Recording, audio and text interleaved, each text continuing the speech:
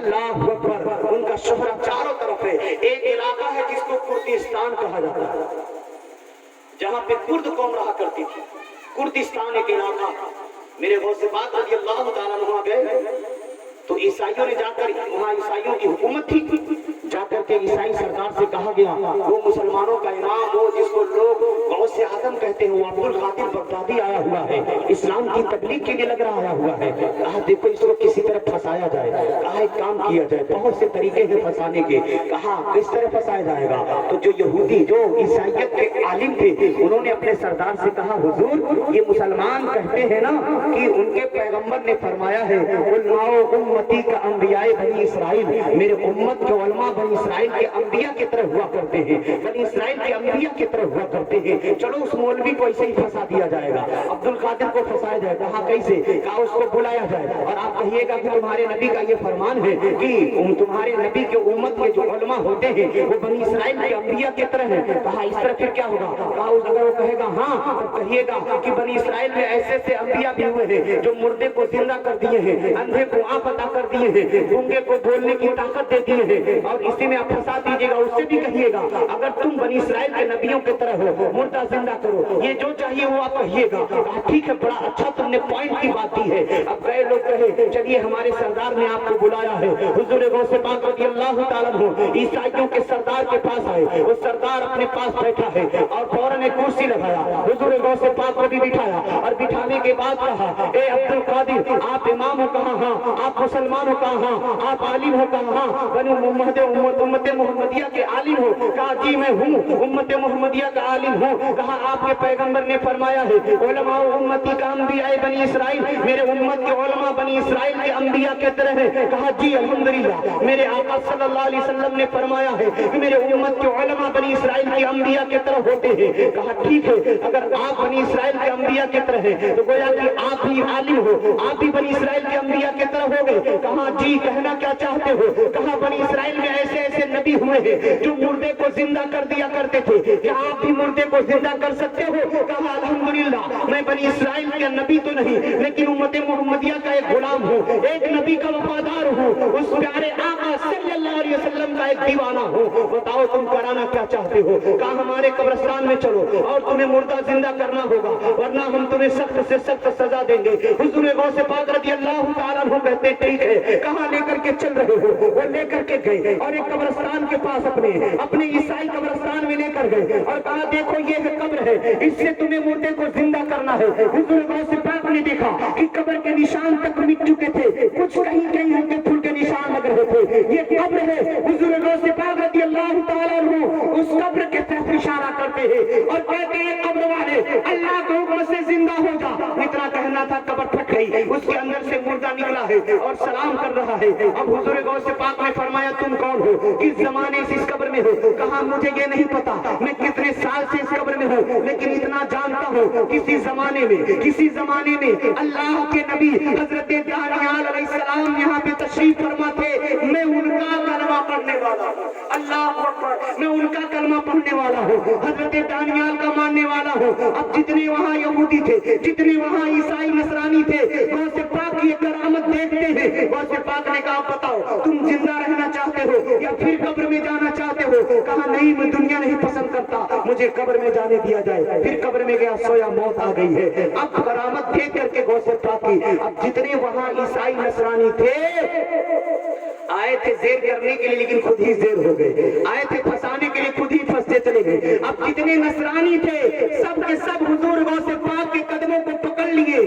Kurdistan کے سارے عیسائی بیک زبان کہتے ہیں اے ہمارے غوث ہم کو بھی کلمہ پڑھا کر مسلمان بنا لیجیے، ہم کو بھی مسلمان بنا لیجیے۔ اب پورا کردستان کا علاقہ مسلمان بن گیا ہے۔ حضور غوث پاک ایک جگہ تشریف فرما ہے، تب تک ایک انسان آتا ہے جس کے ساتھ ایک ننھا منھا بچہ ہے۔ کہا میرے آقا میرے غوث پاک میں ابھی نیا اسلام قبول کیا ہوں، یہ میرا چھوٹا سا بچہ ہے، آپ اس کے سر پہ ہاتھ رکھ کر دعا کر دیتے کہ میرے بچے کو اللہ اسلام کا مجاہد بنا دے، میرے بچے کو غازی بنا دے۔ اے مسلمانوں، ہم اپنے بچوں کا برتھ ڈے منا لیتے ہیں لیکن کسی عالم کو بلا کر اپنے بچے کے سر پہ ہاتھ نہیں رکھوا پاتے ہیں کہ عالم صاحب سر پہ ہاتھ رکھیں گے تو برکت ملے گی۔ اور حکم یہ ہے جب آپ کے بچے کچھ کھانے چبانے کے لائق ہو جائے تو پہلے ہی اپنا خود کھانا نہ کھلاؤ، कि किसी बुजुर्ग को बुलाओ, बुजुर्ग को जिसको कहते हैं घुट्टी देना, घुट्टी दीजिए अपने बच्चों को। आप कारी सलीम साहब को बुला लीजिए, अल्लामा शमशाद साहब को बुला लीजिए, मुफ्ती अरशद साहब को बुला लीजिए, मौलाना शरीफ साहब को बुला लीजिए। बच्चे के मुंह में, वो अपने मुंह में कोई मीठी चीज चबा कर दे ताकि उस बच्चे के मुंह में आप डाल दीजिए। उस आलिम की बरकत से आपका बच्चा नेक बनता हुआ नजर आएगा, आपकी बच्ची नेक बनती हुई नजर आएगी। ये हम काम करें, ये शरीयत के रूह से बेहतरीन अमल है जो हमारे पैगंबर ने हमें दिया है। आप ये अमल किया कीजिए। तो मैं अर्ज कर रहा था, वो इंसान आया और अपने बच्चे को लेकर आया, साथ में कहा इसके सर पे हाथ रख दीजिए। हुजूर गौस पाक रज़ियल्लाहु ताला अन्हु ने उस बच्चे के सर पे हाथ रखा और रख करके रब की बारगाह में दुआ की, मौला इस बच्चे से तू दीन का बेहतर से बेहतर काम ले ले, इस बच्चे से तू उम्दा से उम्दा काम ले, इस बच्चे से तू मजहब और मिल्लत का बेहतर से बेहतर काम ले ले। उस बच्चे के सर पे गौस पाक ने हाथ रख करके दुआ की है। जानते हो बच्चा क्या बना? आगे चल के उस बच्चे को किस नाम से याद किया गया? किसी बच्चे के सर पे गौस पाक ने अपना हाथ रख दिया था। वो बच्चा कोई और नहीं है बल्कि फातिह फिलिस्तीन मस्जिद अक्सा की हिफाजत करने वाला, ईसाइयों यहूदियों की जंगों से बचाने वाला वही बच्चा है जिसको पूरी दुनिया आज सलाहुद्दीन अय्यूबी के नाम से नारे तकबीर, नारे तकबीर, नारे रिसालत, जश्न ईद मिलादुन नबी, नारे तकबीर, नारे रिसालत। आज उसी बच्चे को पूरी दुनिया सलाहुद्दीन अय्यूबी के नाम से जानती है।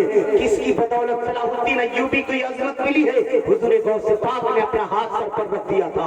इसीलिए मैं कहता हूँ उन बगलों के फतवों के चक्कर में ना आना जो गांव गांव घूम घूम करके, जिसके वजह से सारे हिंदुस्तान के मुसलमान बदनाम हो गए। कोरोना के नाम पे मुसलमान बदनाम हुए कि नहीं हुए? बदनामी का थप्पा देने वाले कौन थे? वही गांव गांव नगर नगर जिनको आका ने मस्जिद से निकाल कर जुतिया दिया था, आज वही गांव गांव घूमते हैं, फिरते हैं और मुसलमानों की ईमान को बर्बाद करते हैं। लेकिन सुन्नी मुसलमान भोला भाला बेचारा कहता मौलाना सब हो तो कुरान पढ़ना, हूँ कुरान पढ़े नहीं, फर्क था। अरे मौलाना के फतवे हैं जो झगड़ा लगाते हैं, ये मौलाना के फतवे नहीं जो झगड़ा लगाते हैं। ईमानदारी से आप देखिए और गौर कीजिए, जो आपके नबी का नहीं हुआ क्या आपका होगा? जो वलियों का नहीं वो आपका होगा। अरे हिंदुस्तान का मुसलमान अगर नबी का गद्दार या औलिया का गद्दार बन जाए तो इससे बड़ा पूरा कोई हो ही नहीं सकता।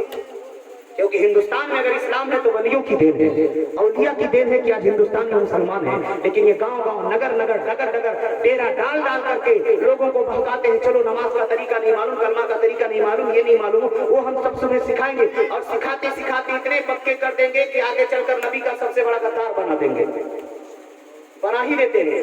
लिहाजा ऐसे ऐसे वायरस से बचा जाए और कोरोना से भी खतरनाक है। ये गांव में घूमने वाले कोरोना से भी खतरनाक हैं। अरे वो कोरोना से तो जान जाएगी, लेकिन इस वायरस से पूरा ईमान चला जाएगा। जान जाए तो जाए लेकिन ईमान महफूज रहे, ईमान महफूज रहे, ईमान महफूज रहे। वलियों के दामन से वाबस्ता रहिए, ईमान महफूज रहेगा। अजमेर भाई साहब हर साल ये प्रोग्राम कराते रहते हैं, आप लोग दिलजमी से प्रोग्राम कीजिए। और शर्त ये है कि उलमा जो बयान करते हैं उनको गौर से सुनिए और अमल करने की कोशिश कीजिए। ये नहीं कि फला फला मौलाना है तो बड़ा अच्छा अच्छा बोल गए और कुछ अमल भी किए, छोड़ो यार अमल अमल क्या करना है, बहुत अच्छी तकरीर हुई, इससे फायदा नहीं है, इससे कोई फायदा नहीं। आप अमल कीजिए, मोहब्बत और इश्क को अपने सीनों में बसाइए, अल्लाह का खौफ, रसूलुल्लाह की चाहत, वलियों की मोहब्बत पैदा कीजिए।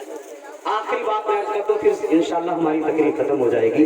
मैंने जो आयत करीमा तिलावत की है शुरू में 11वें पारे की आयत, अल्लाह फरमाता या अय्युहल्लज़ीना आमनू तक़ुल्लाह व कूनू मअस-सादिक़ीन। ईमान वालों अल्लाह से डरो और सच्चों के साथ हो जाओ, सच्चों के साथ हो जाओ। दो टांग के खन्नास के साथ नहीं, सच्चों के साथ। खन्नास समझिएगा, बड़ी खतरनाक होते हैं खन्नास, बहुत खतरनाक। क्या करते हैं? युवस्विसु फी सुदूरिन्नास, जो लोगों के दिलों में वसवसा डाल देते हैं।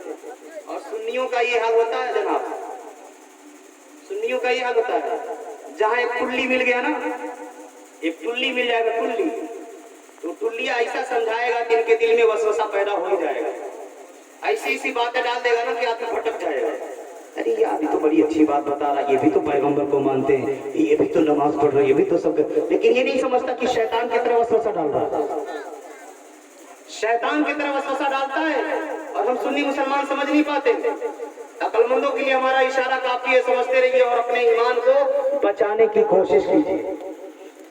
اللہ فرما رہے ایمان والوں سچوں کے ساتھ ہو جاؤ، جھوٹوں کے ساتھ نہیں، مکاروں کے ساتھ نہیں، فریبیوں کے ساتھ نہیں، سچوں کے ساتھ ہو جاؤ۔ کس سے کہا؟ ایمان والوں سے۔ بس اس کو سمجھ لیجیے، بڑی پیاری بات سمجھا رہا ہوں۔ یا ایھا الذین آمنوا، اے ایمان والو، کس سے کہا اللہ نے؟